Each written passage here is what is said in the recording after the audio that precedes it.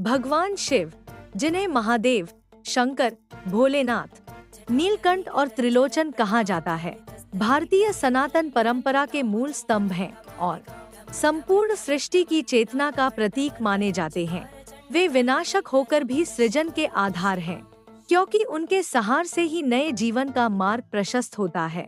शिव का स्वरूप रहस्यमय, विराट और अत्यंत गहन अर्थों से भरा हुआ है। जटाओं में प्रवाहित पवित्र गंगा जीवन धारा का संकेत देती है। मस्तक पर सुशोभित अर्धचंद्र समय और मन की शीतलता का प्रतीक है। कंठ में धारण किया गया नील विष त्याग और लोक कल्याण का संदेश देता है, जबकि त्रिशूल तीनों गुणों सत्व, रज और तम पर उनके नियंत्रण को दर्शाता है।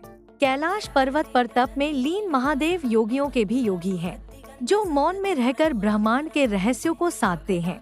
वे आडंबर से दूर, सरल हृदय वालों के देव हैं, जिनकी भक्ति में न धन की आवश्यकता है न दिखावे की, केवल सच्चा भाव ही पर्याप्त है। इसी कारण उन्हें भोलेनाथ कहा जाता है। माता पार्वती के साथ उनका संबंध शक्ति और शिव के अद्वैत का प्रतीक है, जहां चेतना और ऊर्जा एक होकर संपूर्ण सृष्टि का संचालन करती हैं। शिव का नटराज रूप हमें यह सिखाता है कि जीवन निरंतर गति, परिवर्तन और संतुलन का नृत्य है, जिसमें जन्म, पालन और सहार तीनों समान रूप से आवश्यक हैं।